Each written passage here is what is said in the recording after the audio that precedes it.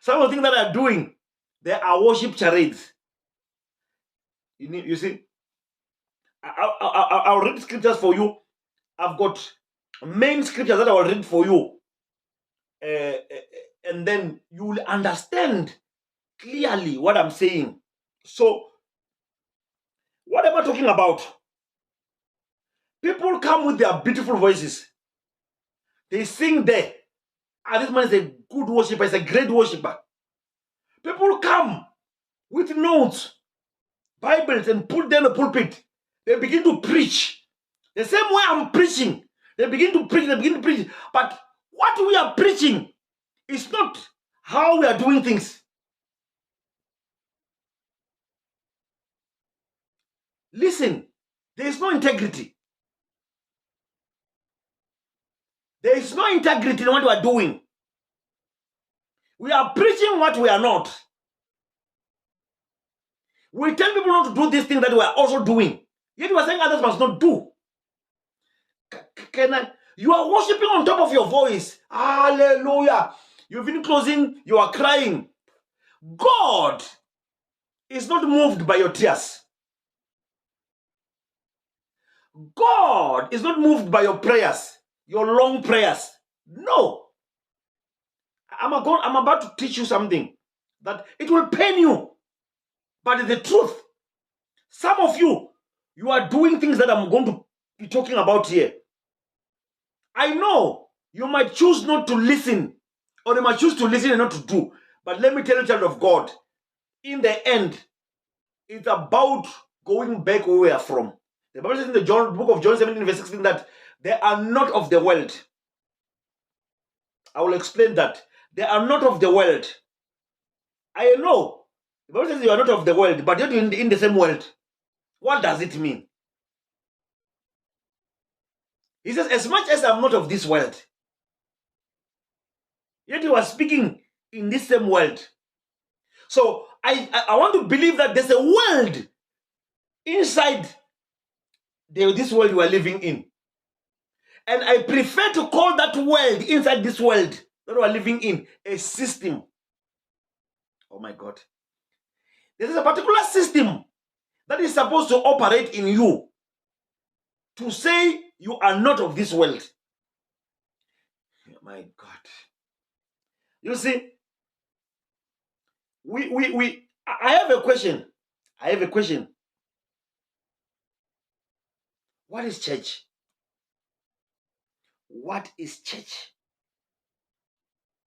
Say, Madam, child of God, God does not stay in those four walls. Those four walls are not called church. They are just mere buildings. That's why even church is no longer there. Those buildings will still remain there. They become warehouses. They become a cigarette storehouse, liquor storehouse. Because it is a building. Those are walls that we build.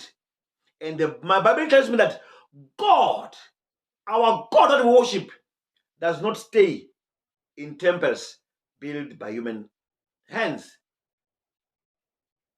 Time is coming, and that time is now, which true worshippers will worship the Father in spirit and in truth, because the Father is seeking for such to worship him. So you might be holding a mic, say, preaching the gospel, yet you are not doing anything to God. To human, they are clapping hands for you. They say it was fire for fire. Yet to God, you are doing worship charades. I will explain why. You might be holding a mic, worshiping, crying, child of God, but you're not doing anything. God is not moved at all. Yet people are saying, hey, today it was fire for fire. Worship. How do you know it was fire for fire?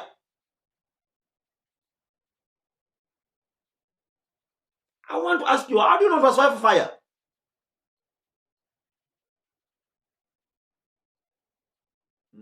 Child of God, you cannot sing and worship for people to receive, because people are supposed to receive from the worship that you're worshiping. People are supposed to receive from the teaching that you are preaching or teaching. Hallelujah. But why people are not receiving? It's because there is no tower between you and the people. Or there's no tower between God and the people.